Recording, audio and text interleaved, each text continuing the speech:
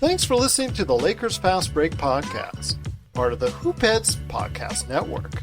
Check out all their awesome basketball shows today at hoopheadspod.com.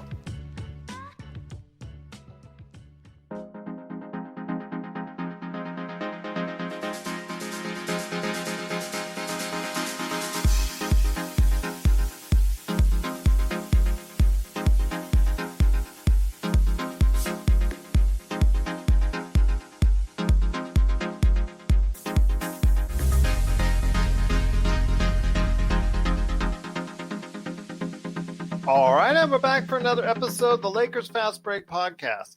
It's Gerald Glassford coming right back at you here from Lakers Fast Break, Pop Culture Cosmos, Inside Sports Fantasy Football, and Game Source. We truly appreciate everyone out there listening to all of our shows. And if you can, please give us a 5-star review on Apple Podcasts.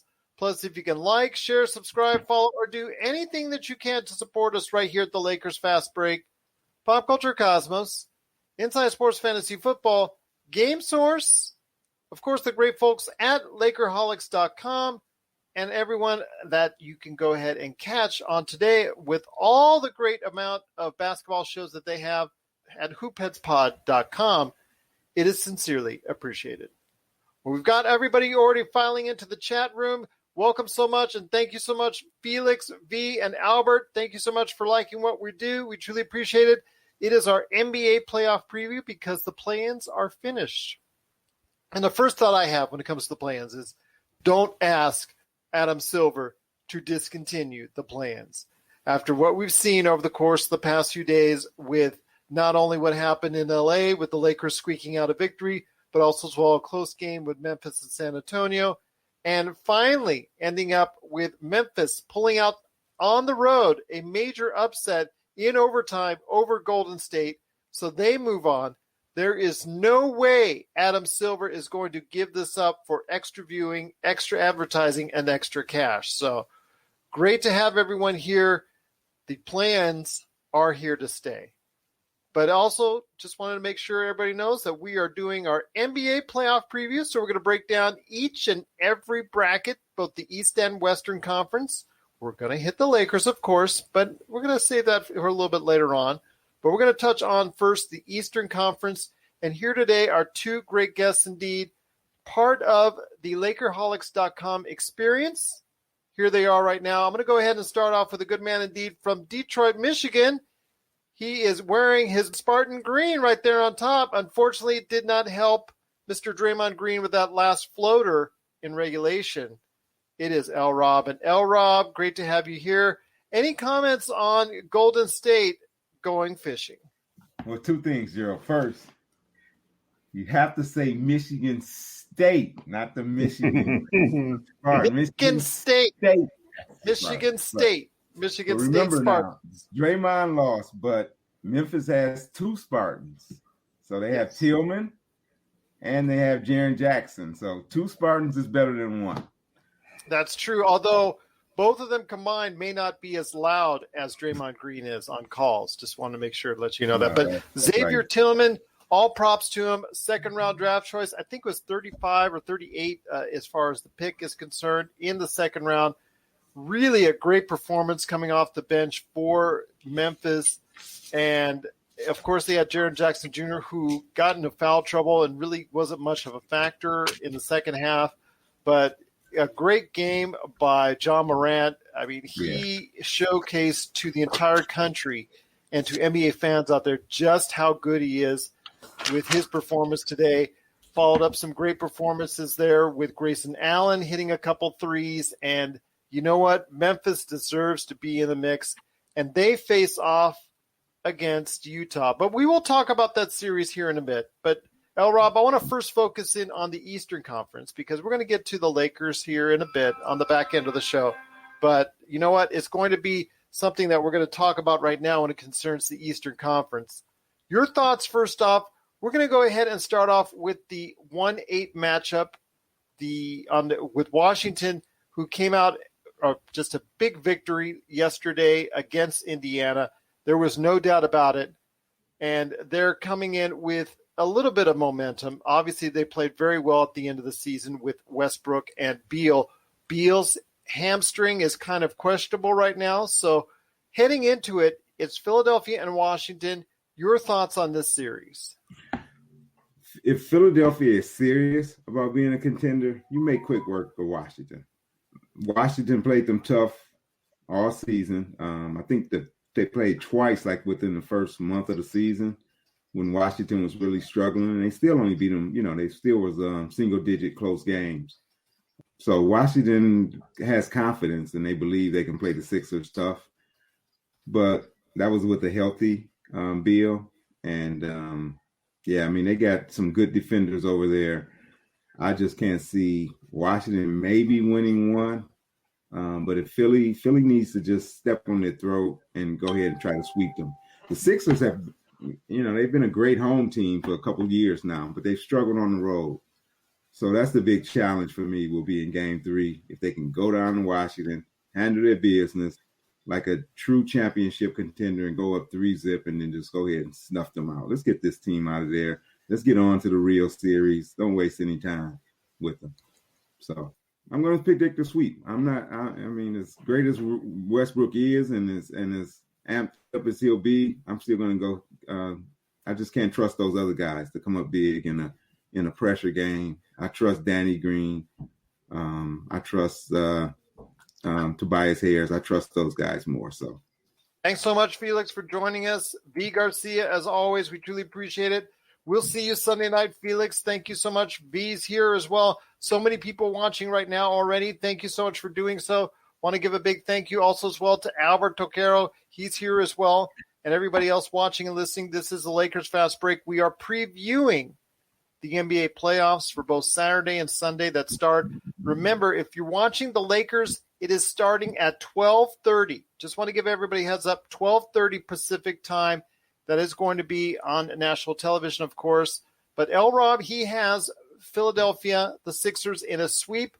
I'm going to say one game. I'm going to say Washington is going to have Beal go off, and Beal and Westbrook both go off in the same game once. And that's going to be enough, I think, to pull off one victory. So I'm saying Philly in 5.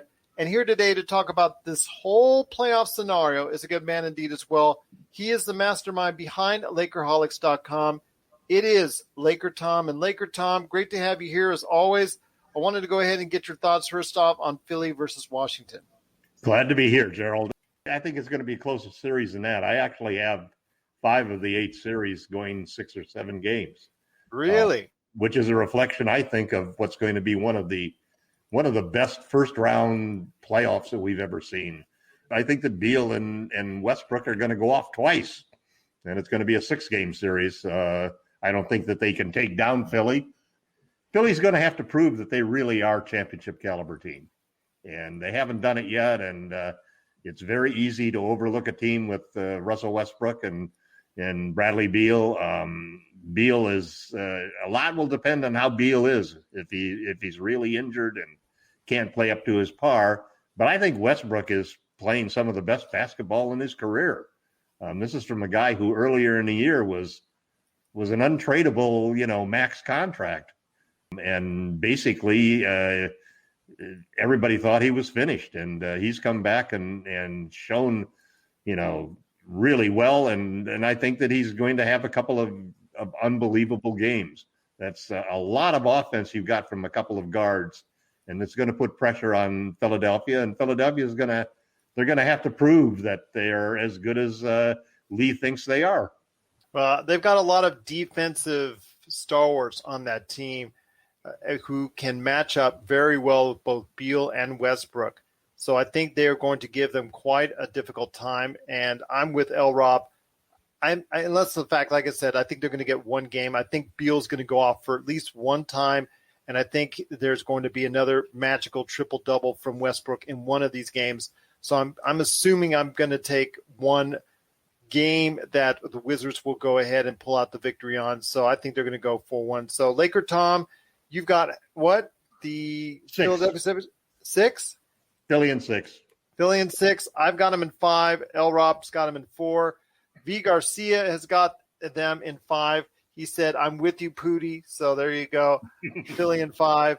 But we're going on to the next one right now, and that's going to be the 4-5 matchup. If you see that on the right-hand side, I'm posting that right now for everybody on video. That's the official NBA.com playoff bracket right there. It was just updated with New York versus Atlanta. This one, I think, is going to be a barn burner. I really am excited about this matchup because nobody out there knows who's going to win this one. You've got inexperience all over the place. You've got talent all over the place. You've got an offensive-minded team against a defensive-minded team. So, LRob, I'm going to start off with you first again, my friend, on New York versus Atlanta.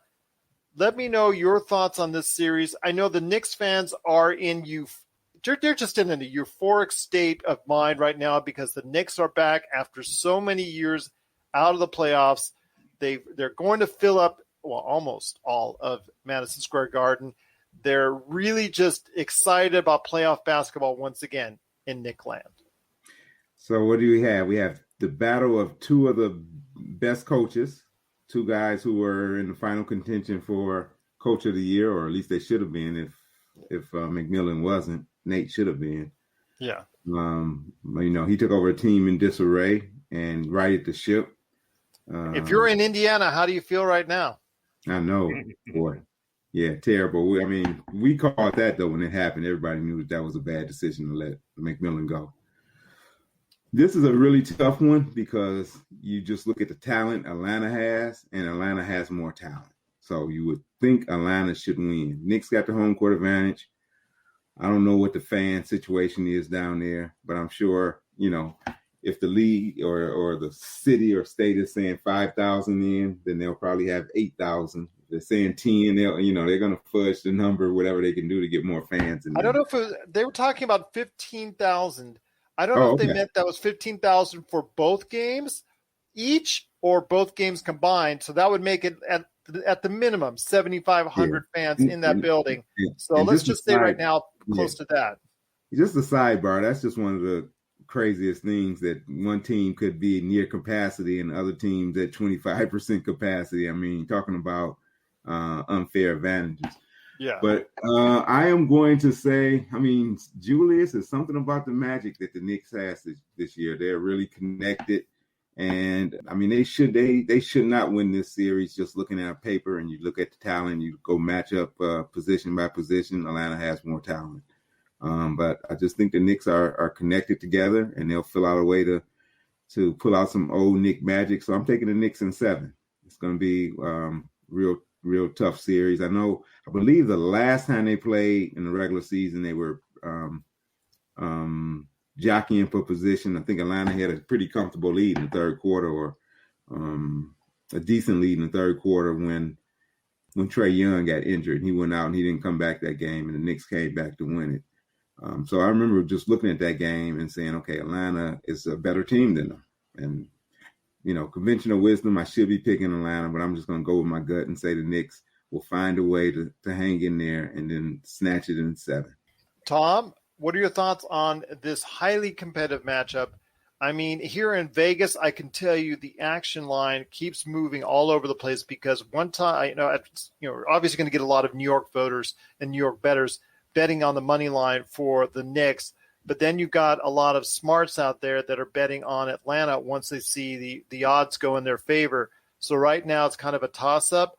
And in fact, I think there's only a 1-point spread on the first game 1. So it's going to be even that. They're expecting a close game and a close series. Your thoughts on New York versus Atlanta? I think New York's defense is going to prevail over Atlanta's offense. So I'm in the same place that Lee is, Knicks in 7. Okay. Any reason why? I just think it's a blessed year for the Knicks. I think Julius is going to have a great series. Rose is going to have a great series, and the Knicks defense is going to dominate. Well, for me, I think I've been pondering this all day. I really have. I've been going back and forth because it is so close. Like LRob said, I think Atlanta has the more talented team, 1-15, but New York is riding on such a high. They've got such momentum. They play such good defense. And in this time where you're shrinking the rosters anyways, and you're shrinking the available players that you're going to be playing, New York is used to it. They're used to playing a 7 or 8 man lineup, whereas Atlanta's more stretched out because they go ahead and play more guys. I think New York is more used to that. And I've been contemplating this all day. This was the one I've been trying to think about now for pretty much 2 days now. And going back and forth, do I pick New York in 7 or do I pick Atlanta in 6? I really think it's going to come down to that. I was leaning quite a bit towards New York in 7, but as of now, I'm probably going to say Atlanta in 6. If they do not win in 6 and it goes back to New York, there's no way they're going to win in Game 7, I think. I think the New York fans will be rowdy enough to where it will rattle a team like that, especially, a great set of young players that they have in Atlanta. So I'm thinking right now Atlanta in 6, but just barely. I will not be surprised if New York takes it in 7. I mean, this is going to go either way. I mean, anybody who thinks they have a solid beat on this is just kidding themselves, because this can go in any direction either way. So that one's going to be one that I know a lot of people are going to watch. It's going to be very exciting. This is Raphael from NBA DraftJunkies.com, and you are listening to the Lakers Fast Break.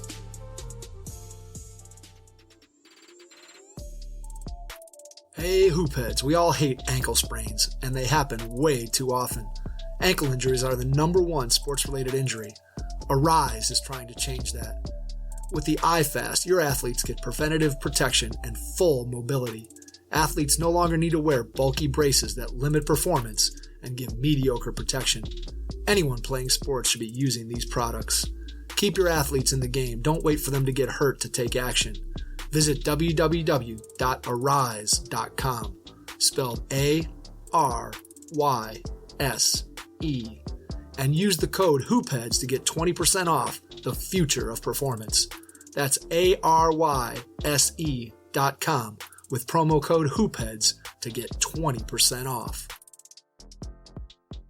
But another matchup in the Eastern Conference is Milwaukee and Miami. And this is a return matchup from the bubble. And everybody thought that Milwaukee was going to go in, another great season going in, that everybody thought they were going to go ahead and play well. But unfortunately, a lot of mistakes, I think mostly on the coaching side, in my opinion, spelled doom for Milwaukee in the bubble. And they fell to Miami on their way to a finals matchup with the Lakers. Could it be the same thing around for this time? I'm not so sure, because Drew Holiday is around this time, and it wasn't Eric Bledsoe that they're playing. So that could be a major difference as well. But LRob, I hit it back to you first, my friend. Your thoughts on Milwaukee versus Miami? The clock strike midnight. The glass slipper is not to be found. And it's time for the Miami Magic to end. Last year, they caught lightning in a bottle. They handled the Bucks, the Celtics. I mean, they peaked at the right time, but Jimmy Butler says he's ready. He's ready to take this team on his back and do it again. I just think Milwaukee this year has, like you mentioned, they have Holiday now. They added Forbes to give him a little more shooting. They got Bobby Portis, give him a little more toughness. I just think their bench is a little more solidified this year. And I think Giannis is ready to get over the hump. I wasn't really thrilled with his comments saying he didn't know what they was going to do in the playoffs. You like to see a superstar present a more confident outlook, even though, we always say we want honesty from our guys. But, that made me do a double take when I heard his comments leading into the playoffs. But I think they'll handle Miami. I'm going to say Milwaukee in 6. Milwaukee in 6 for you right there. V. Garcia is all up in arms because I told him if the Lakers win a championship again this year, I will wear a Dudley jersey if one is provided or whatnot. So, if that's the case, by all means, I'm sure you can find it on the Dudley jersey. I'm sure anybody out there, you can find it on the clearance rack right now at NBA.com or Fanatics.com, or maybe for a few dollars on eBay. But be that as it may, you notice how I got that in there. But yes, I would wear it, a Dudley jersey, if the Lakers go ahead and win a championship. Hey, I almost wore a Rondo jersey at the end of the last year. So a lot of other people were so harsh on regular season Rondo. Hey, the way he played in the bubble, it was just truly outstanding. But if Dudley is the case, I might just do that if the Lakers go all the way. But we're moving on. I will say this, that when it comes to Milwaukee and Miami, I don't think Lightning's going to strike twice in the bottle this time around. I don't think Miami has that kind of mojo going into the playoffs. It just doesn't seem like they've been able to mesh as well. I know Butler has had a good season in the limited amount of games that he's played. I know Bam Adebayo is an excellent and very talented individual, and I know they've got a lot of good shooters on that team, but they just don't have that same kind of, momentum going into the playoffs. I mean, I would wait and see. I wouldn't be totally surprised if they repeat the same performance, but Milwaukee seems like they're coming in a little bit more confident, a little bit more sure of themselves because of the past 2 years that they failed in the playoffs and failed miserably. Budenholzer has got to learn to coach better, and I'm talking about making adjustments on the fly. And the thing that bothered me last year is you have the Defensive Player of the Year in Antetokounmpo. Why did you not play him on the best matchups that you needed to on Butler? He was more still like a roving player throughout that entire series, and I think it really cost them. It just killed me to see him game in, game out, not matched up on Butler for 40 minutes. It really irritated me. I'm thinking that Budenholzer will finally learn from his mistakes, and the fact that they have Drew Holiday, I think there is a little bit more steadying force than what they've had before. So I'm picking Milwaukee in. I'm going to say Milwaukee in 6. Let's go Milwaukee in 6 on that one. LakerTom, any thoughts on this matchup?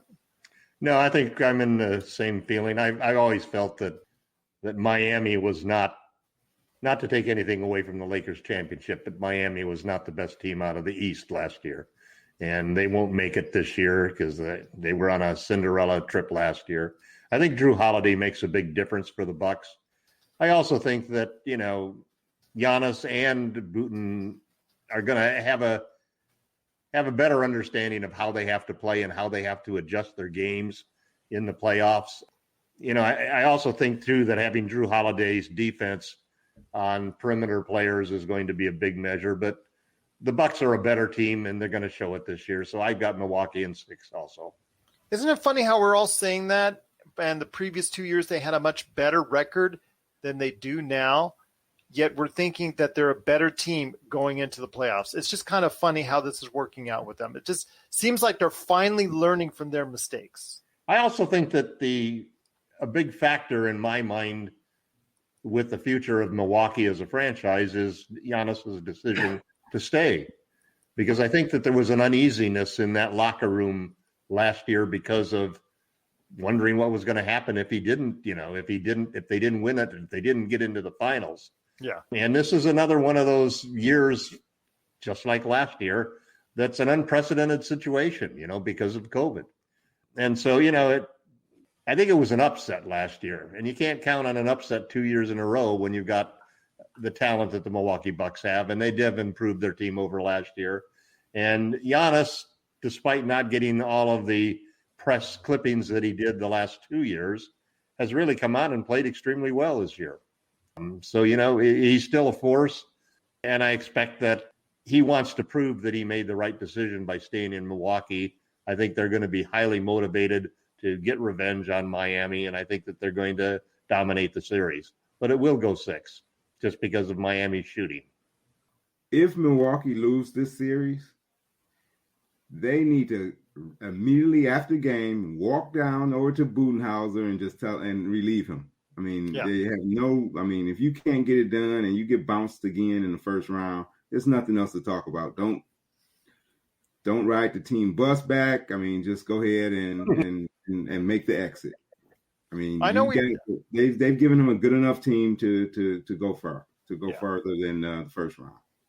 I know we've talked about for over a year now about Frank Vogel his sometimes unwillingness to go ahead and make changes on the fly or make adjustments in the regular season. In the regular season. And I know he finally did in the playoffs, which we're early on in the playoffs. He wasn't, but then he did make those changes in the playoffs. And obviously we know what happened there, but we've seen this from other coaches themselves where very reluctant to make changes during the course of the game and make adjustments that everybody else can see that they need, but sometimes these coaches stick to their guns. And Budenholzer, his one main complaint from people out there and critics out there is the fact he doesn't change on the fly or make adjustments when it's needed or when it's apparent. And now I think that if it's going to happen, it's going to happen now where he needs to make those adjustments especially with Philadelphia and Brooklyn looming on the horizon as possible opponents in future rounds. So he's going to have to go ahead at some point, make some changes and adjustments on the fly like that if he wants to go ahead and go all the way. And if they do, it's because not only the talent they have on the floor, but also because the coach himself is more willing and more adaptable to change. But guys, there's still another matchup in the Eastern Conference we want to talk about, and that is the Brooklyn Nets, who've been coasting the last month, trying to get everybody healthy enough to play. And it looks like they will have the big three of Kevin Durant, Kyrie Irving, and James Harden going into this series. Will they all be 100% healthy? That's up for debate. But then again, the Lakers are not 100% healthy, but they're going to go into it anyways in the first round. And Brooklyn is going to be facing off against Boston, who won their play-in game against Washington with 50 points from Jason Tatum. So I want to hear your thoughts, LRob, the Michigan State Spartan that you are. I wanted to go ahead and ask you your thoughts on this first-round matchup. Do you think Boston, and this is going to, I guess, really make LakerTom smile when he's going to, I think, because I already know his answer coming up. How many games do you think Boston will take? Will they even take one? Yeah, so yes, I just don't see the Nets focusing enough to sweep them, even though Boston's, they're hurting with Brown out. Tatum's going to give them at least one big game. Kemba's looked a lot better recently. And the Nets don't really have an inside game where you can pound Boston in their weakness is the lack of inside presence.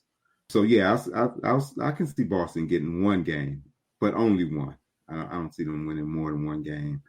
And, I really would have preferred seeing Washington win that game. I would have really liked to see Westbrook go up against Durant and Harden, two of his ex-teammates. But that wasn't to be. So, but yeah, I mean, give the Celtics credit. They handled their business, held down the 7th seed. But yeah, they'll get one game. And we'll watch Danny and his boys go off into the sunset again without another ring as the Lakers go on to try to take the 18-17 lead over them. As funny as this sounds, LRob, I think if Boston would have lost that game against Washington, I would have think they would have had a better chance against Philadelphia than Brooklyn. I just think there's a little bit better matchup there. Do you? Yeah, no, I agree with you. I think they would have matched up a little bit better with Philadelphia, with Boston's offensive firepower. I mean, if you just get into an offensive game with the Nets, they don't have enough firepower. Yeah. But against a team like Philly, I think an explosion would have been better for them. So. But, I still wouldn't have seen them beating Philly more than one game either, but I think it probably would have been a slightly better matchup for them.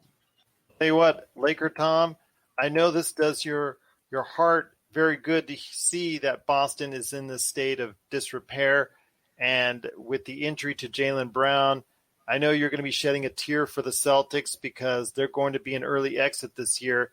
How early do you have it?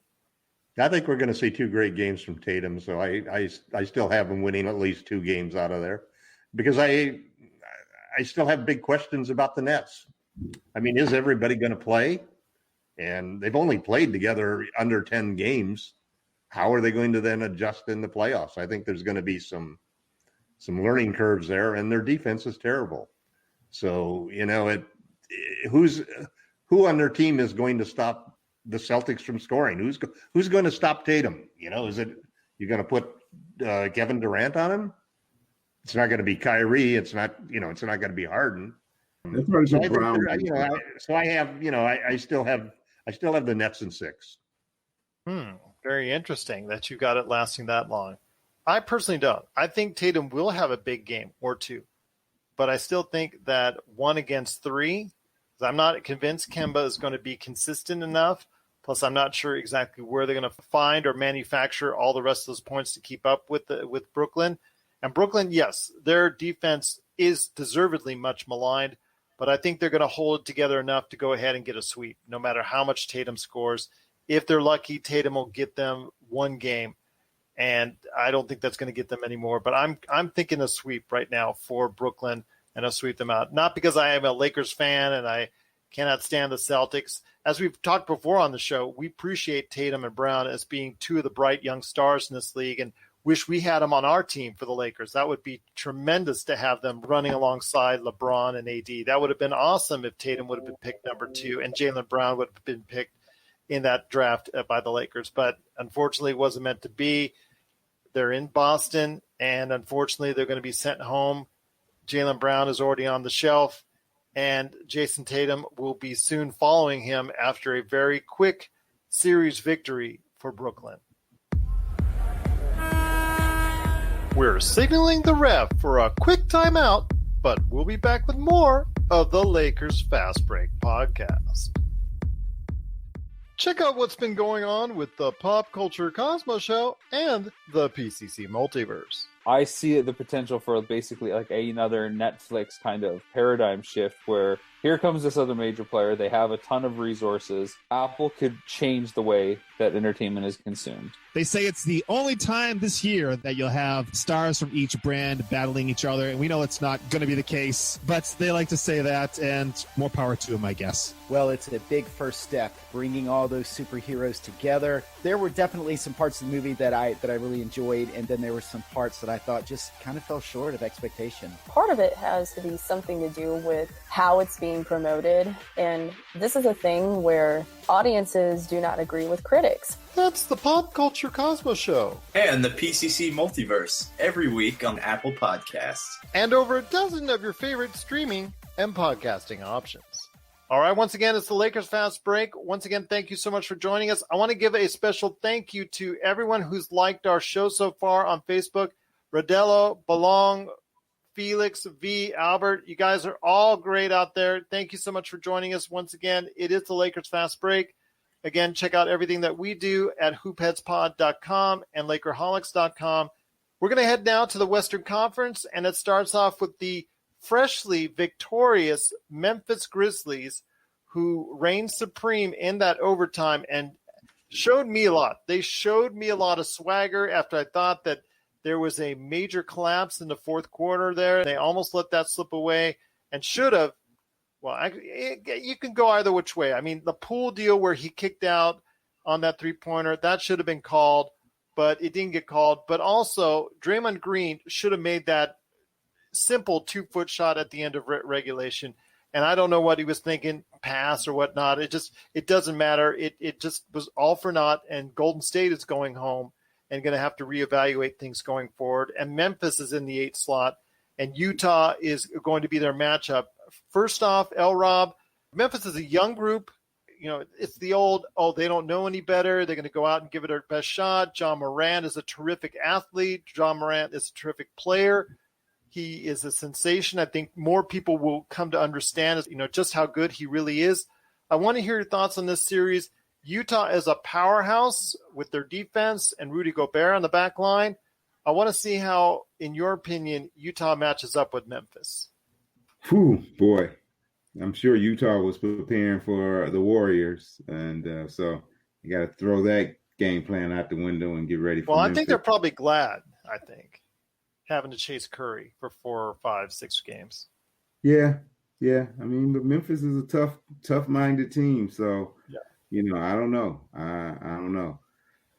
You know what? I see it going 6. I see this Memphis is they got some of the old grinding tendencies as the old Zebo and Marc Gasol and Tony Allen Grizzlies. They that's a tough-minded team. It's something, it seems to kind of be the culture. Everybody talks about the various teams having a culture. It seems like that is part of the Memphis culture, and Xavier Tillman fits in well. Bane, Dylan Brooks has really improved. He's playing really good defense. His shot selection is better than it's been in the past. And Morant's a problem, and we don't know how, and we don't know the health of Utah. So, Mitchell Utah is going to be very iffy coming into that first game. Yep. And then how much will he have moving forward? We don't know. So I'm going to say Memphis is going to make it a little tougher series than a typical 1-8 matchup is. They're riding a little momentum. So I see Memphis winning a couple games. You know, and I don't blame you because Valanciunas has been playing extremely well. You've got Dylan Brooks, who never lacks for confidence. Sometimes it's for the good. Sometimes it's for not so good. And, of course, you have the extremely talented John Morant. If their supporting cast can do anything or give them anything, I think Jaren Jackson Jr., another Michigan State Spartan, as you have told me, and as everybody out there should know already, if he can play anything close to the semblance of what he was picked at, I think it could be a problem for Utah because they don't have anyone to really match up with him if Gobert is already, occupied by Valanciunas. So if Jaren Jackson Jr. can be that type of player where he can not only stretch you out at the three, but take it inside and obviously very athletic, I think that it can give Utah some problems. I'll give my prediction on this series in a sec, but LakerTom, your thoughts on this series, Utah-Memphis, because V. Garcia is already going to say right now that Utah is going to smash them. I'm not so sure about that. I was impressed with the play of the Grizzlies tonight. Even though Valanciunas didn't have a good game, he's been shooting well from outside, and obviously I think the strategy would be to pull Rudy Gobert out of the paint. And with Jackson and Valanciunas shooting from outside, I think that the Grizzlies are exactly the kind of tough, disciplined team that can give Utah some problems. And like Lee said, you just don't know what the health is going to be of Utah. And also the simple fact that they really haven't played in the playoffs at a high level where their expectations are like they are today. So, I still think Utah is going to prevail. I have them in 6, just like Lee does. Well, there you go. I'm going to say Utah in 5, but it's not going to be pretty. I think they're going to be more close games than I think people realize. Maybe game 1 is going to go easily to Utah just because Memphis is going to be a little bit fatigued. But I would say keep a close eye on Memphis after that. I think they're going to give Utah a little bit of a problem, but not enough that Utah can't overcome it, I think, in 5. 6, I wouldn't be surprised. But if it does go to game 7, these kids are just going to get more confident. And if it does go to 7, watch out. I'm just going to say that right now. If it does go to 7, miraculously, watch out because these kids will grow confident. And you see what happened in today's game against the Warriors. They grew more confident in that overtime, and there's no beating them if they're like that. So I'm going to say right now, Utah is going to handle them in 5. V. Garcia said John Morant disappeared at the end of the 4th. It didn't show in OT until the final minute. If that's how he tracks, come crunch time, Memphis is in trouble. But I'm just going to say right now, I think, like I said, Memphis, do not give them an opportunity to gain confidence because if they do, they might give Utah all that they can handle. The next matchup we're going to cover is LakerTom's other favorite team, and I'm joking when I say that. It's the Los Angeles Clippers and the Dallas Mavericks in a 4-5 matchup. LRob, I'm going to go back with you again, leading off the foray on this one. Your thoughts on Luka with Kristaps Porzingis, who supposedly is healthy going into this, did not have the greatest year, especially defensively. He was kind of really even worse than normal defensively this year. But Kristaps, he was supposedly going to be the X factor had he been healthy in the bubble last year. We now come full circle a few months later back into this again with a 4-5 matchup. So your thoughts on Kawhi and playoff P versus Luka? Didn't Denver have them down like 50-something points at the half in one game this year? Yes. Didn't Dallas Yes, have the Clippers down 50-something? Yes. Aye. So one thing, Luka is not afraid of the Clippers. He's not afraid of Paul George. Has no fear of Kawhi Leonard. He doesn't care who guards him on the Clippers. He doesn't think anybody can guard him on the Clippers. We know he had to hit the history with Morris from last year, so that brings a little spice to the series. But you know what? I think the Clippers are going to be focused. I think the Clippers are going to be a little is more united this year. They're more together. I don't see Dallas having the firepower to really present much of a problem. I'm going to say the Clippers rise up and play to their abilities and handle the Mavericks. And 5, despite Luka having crazy numbers and, a crazy series and doing what Luka does. There you go. A very strong prediction. V. Garcia says Dallas pulls off the upset in 7. Nobody can stop Luka on that Clippers team. Nobody. We'll wait and see if that's going to be the case. If Luka does become unstoppable and he has the capability to take over this series and be the best player in the series, if he is, anything is bound to happen. But LakerTom, your thoughts on the Clippers versus the Mavericks? I think this is going to be one of the most exciting series to watch, and I think the games are all going to be very close. It's sort of like the Bucks, in my opinion, that the Bucks basically got upset last year and lost to a team that they shouldn't have lost. And I think the same thing happened to the Clippers last year. They had a 3-1 lead and blew it to the Nuggets, and they're not going to make that mistake 2 years in a row. The pressure to perform this time, to redeem themselves from last year's performance will be very strong. And I do think, though, that the Mavs will give them a little more resistance than Lee does. So I have the Clippers in 6. Well, here's what I'm going to say is one thing against the Mavericks is the fact that last year they had the NBA's historic offense for that period of time. I don't know if this year that anybody had a more historical good offense, but last year I think we made several times we noted the fact that the Mavericks had this historically great offense, and they were down quite a few notches this year, some of it due to injury, some of it due to COVID, things of that nature, and they've regrouped since then, and they've played a lot better in the past month where they passed up a number of teams, including the Lakers, to get this 5 spot. But then you also have the Clippers, like you said, Tom. They've got a little bit of revenge factor going on after the choke job that they did last year, and put it out there like we did last year, choke job. And those were some great podcasts, especially the one where the one right after the Clippers when they blew the lead. People just have got to hear LakerTom and I laughing throughout the entire podcast. That was just pure gold. But getting back to this year, I think the Clippers have that on their minds, and I think they will be motivated, Tom. I'm predicting the Clippers will win in 6. I was thinking 6 or 7. I think the Clippers are going to win in 6 simply because of the fact that there is that motivation. If, like I said, if Luka can be the best player in the series and Kristaps Porzingis can give them a lift and Tim Hardaway Jr. can be consistent, who knows? I would not be surprised, like if V. Garcia is saying that Dallas wins in 7. But if you're going to tell me right now going into it, there's a lot of ifs for Dallas, and there's not as many ifs, especially with Rajon Rondo. And, of course, DeMarcus Cousins could come off the bench for some key minutes. I'm not doubting playoff Rondo anymore. I'm never doubting playoff Rondo again.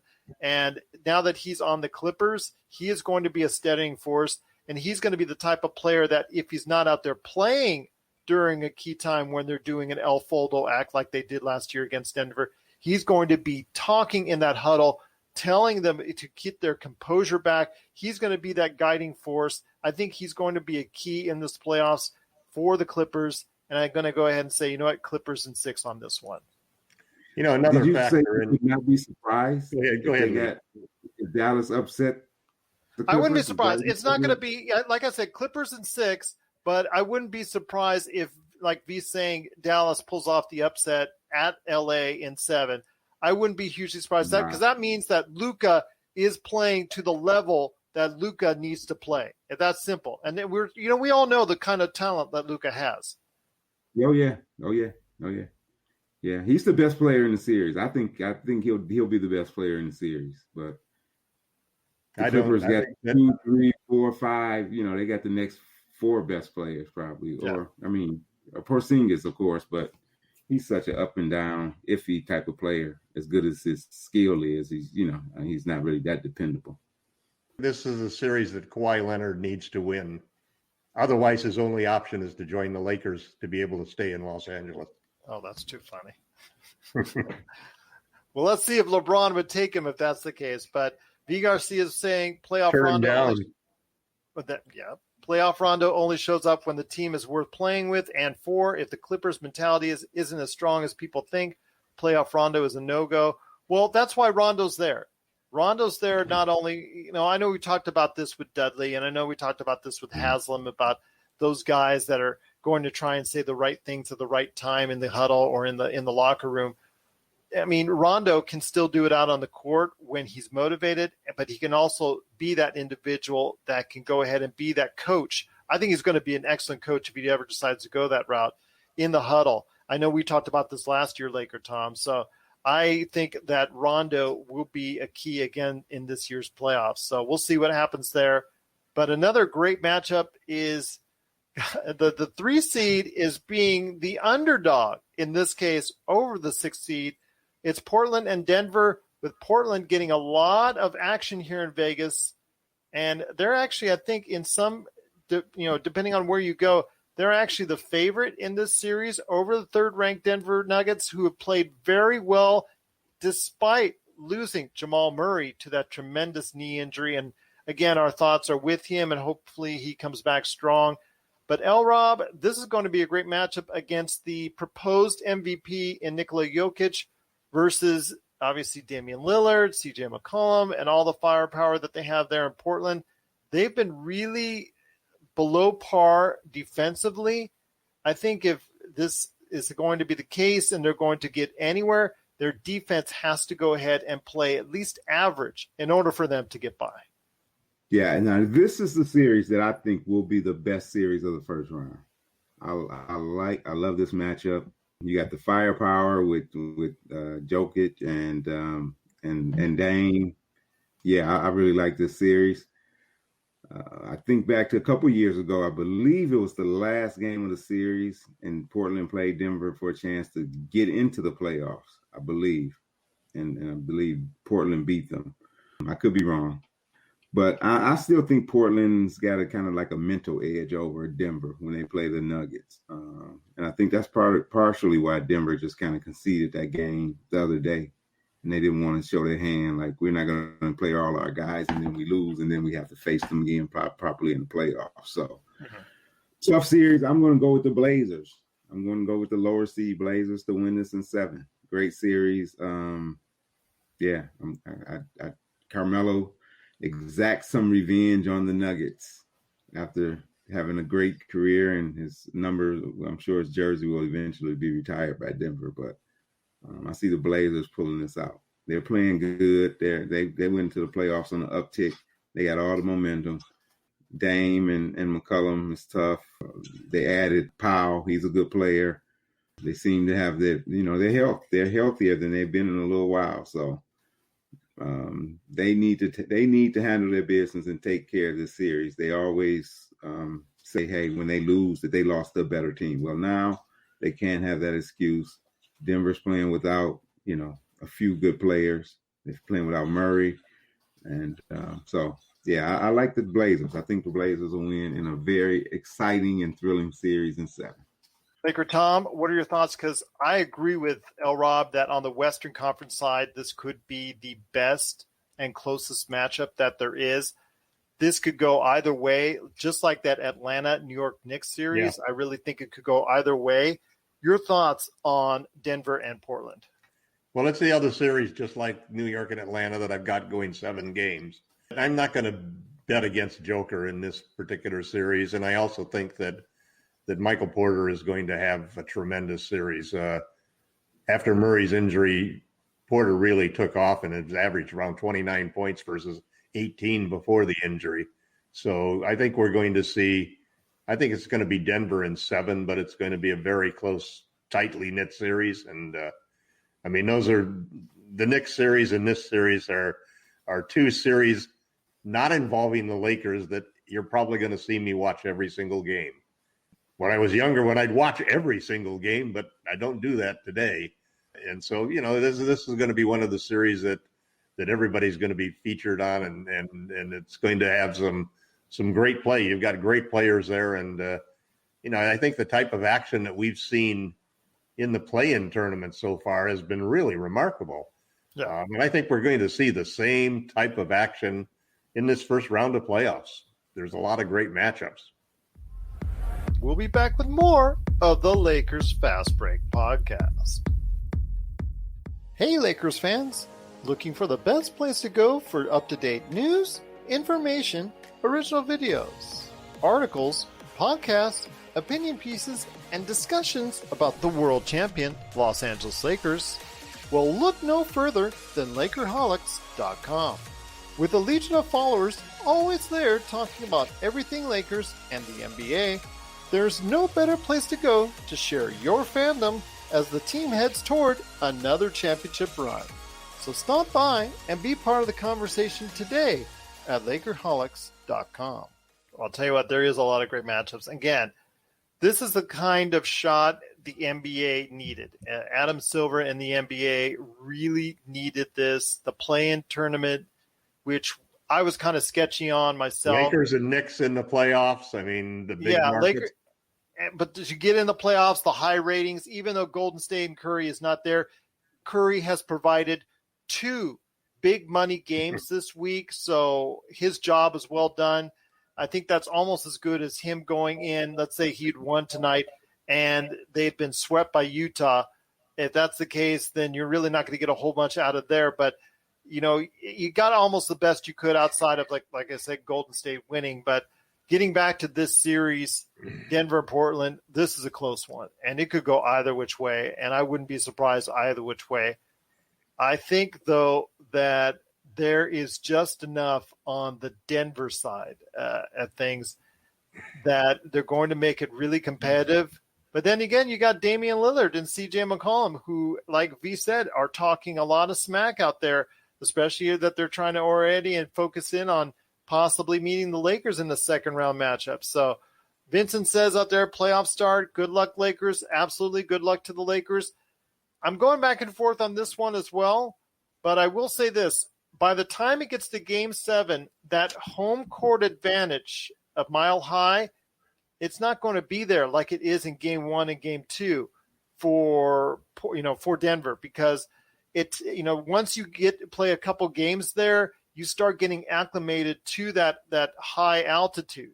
So Portland by Game 5 and Game 7 in Denver will be going ahead and have a little bit better time of it. So I think I'm going to agree. I think, LRob, you said Portland in 7, right?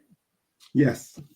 I'm agree with you on that. Portland in 7, because, again, by the time Game 7 comes around, I think that the Portland Trailblazers will be acclimated to that home court, and that home court advantage will not be there. We could very well see the same type of series we saw, 3-4 years ago with, when they played that 7 overtime game against each other, and Jokic looked like he was about ready to collapse at any point in time.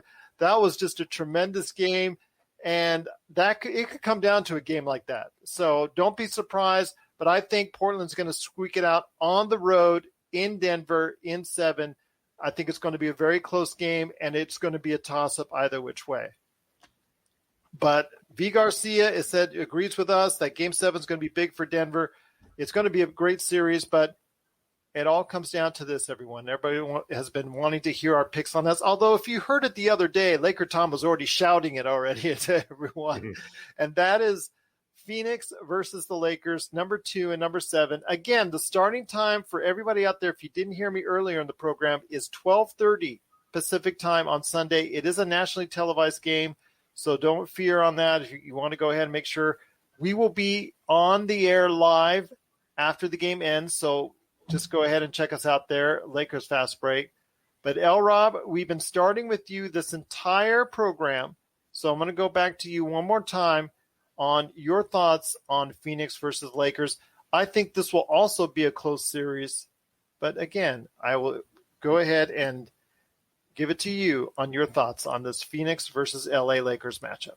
Well, first, let me correct myself. That was Denver and Minnesota the last game of the season in 2018 that the Nuggets lost to the T-Wolves, and it didn't make the playoffs despite. Oh, yeah, I remember. Yeah, that one. I was also talking about the one, that playoff game that was like 7 overtimes. That was a great one. That was a great one. I had thought that they lost to Portland to keep them out of that playoffs that year. So I stand corrected.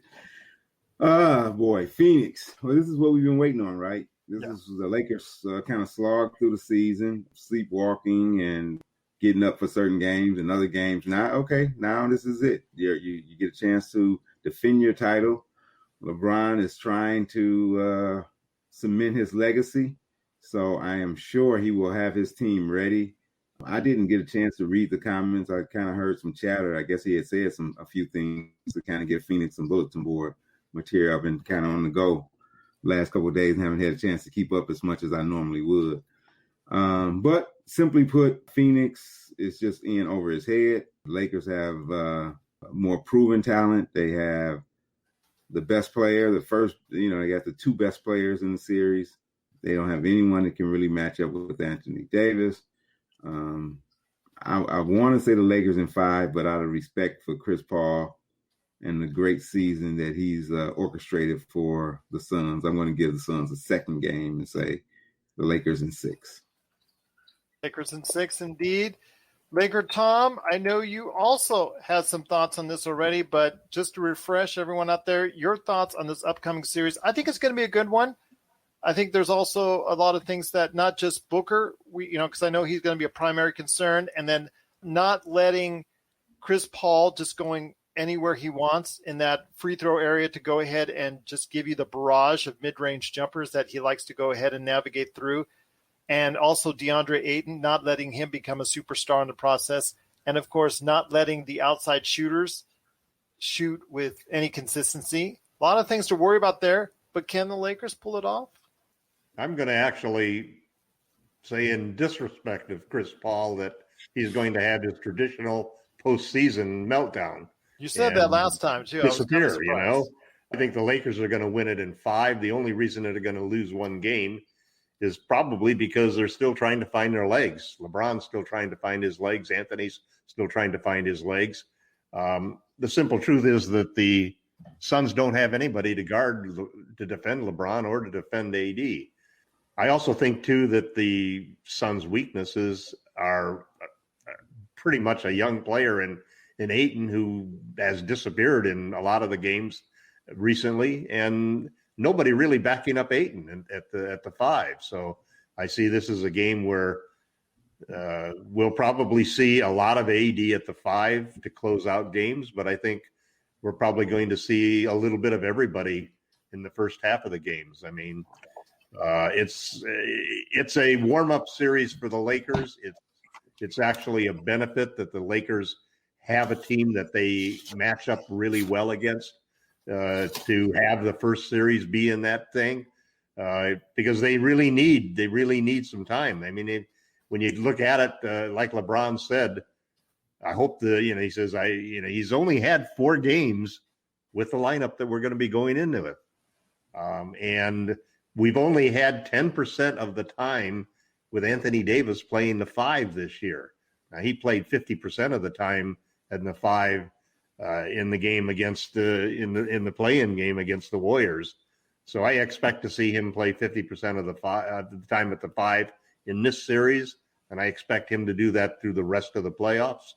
I think that there'll be a lot of balancing of the roster, figuring out who's going to be in the rotation. I think you'll see Wes Matthews in there a lot earlier this time than you did last time. And it'll be interesting to see. I've read a lot of comments by people on Twitter that Rob Pelinka must have promised Andre Drummond a certain amount of minutes no matter how he plays. Maybe that was in the instructions given to Frank Vogel, but because it's taken him too long in that first series to make the adjustments that he made.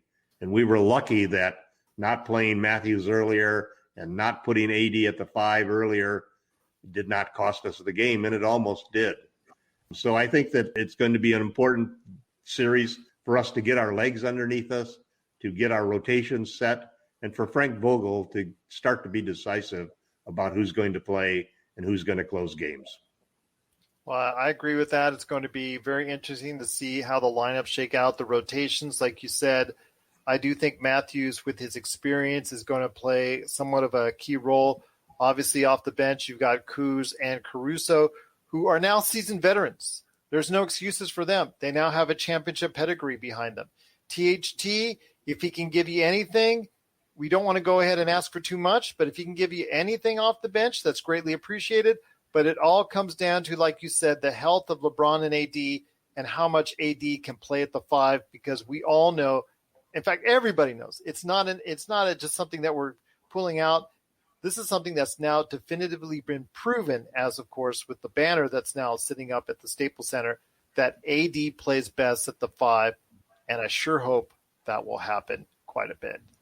My pick on that for the Lakers then will be Lakers in 6 as well. Well, guys, and everyone out there, thanks for showing up. Appreciate you guys both coming on for today's show, the NBA playoff preview. Want to go ahead and thank everyone. We've had so many tremendous responses, so many comments in the chat room today. V, Vincent, Felix, all of you guys were so amazing on today's program. If you have any questions for us, V. Garcia, you know who can give you something off the bench? Jared Dudley. 2 great, hard, defensive-minded minutes. That 2. I gotta give that just 2. I noticed, V, you're even limiting him on just 2 minutes. So that says it all right there for you. But if you have any questions for us, Lakers Fast Break or at Lakers Fast Break on Twitter. LakerTom, you can be found at LakerTom on Twitter, but also the best place to go if you want to reach out to LRob, LakerTom, Jamie Sweet, Sean Grice, even Rafael Barlow. I can send the message to him as well. The best place to go for anything Lakers is Lakerholics.com. And, of course, if you get a chance, please check out all the amazing shows during the NBA playoffs, not only here at the Lakers Fast Break, wherever you get your podcasts, but, of course, the Hoopheads Podcast Network at hoopheadspod.com. V. Garcia, LakerTom, you're my guy. V. Garcia, you got a big fan, LakerTom. You got a big fan. You've got a legion of fans already, so that's going to be great going into the playoffs. You guys have not seen or heard yet, most of you, LakerTom in playoff mode. It's a sight to behold, rest assured. But LRob, exactly. LRob, the Michigan State man, indeed. LakerTom getting all prepped. He's going to go work out. He's going to do that walking. He's going to do that preparation for the Lakers and the NBA playoffs. It's going to be great to see. V. Garcia says, LRob, much respect to you too. For me, it's just Pooty and a whole bunch of Jared Dudley. That's all I get for V. Garcia. But, I'll take it. As long as he's not going ahead and sending hate mail, I don't mind at all. But V. Garcia, great to have you here. Felix, Vincent, everyone in the chat room, thank you to all the dozens of people who are watching and listening. We're going to go ahead and be back Sunday after the game, the Lakers versus Suns in Game 1 of the NBA playoffs. And we hope you will be here too as we go ahead and give you a great wrap-up as only we can give right here at the Lakers Fast Break Podcast.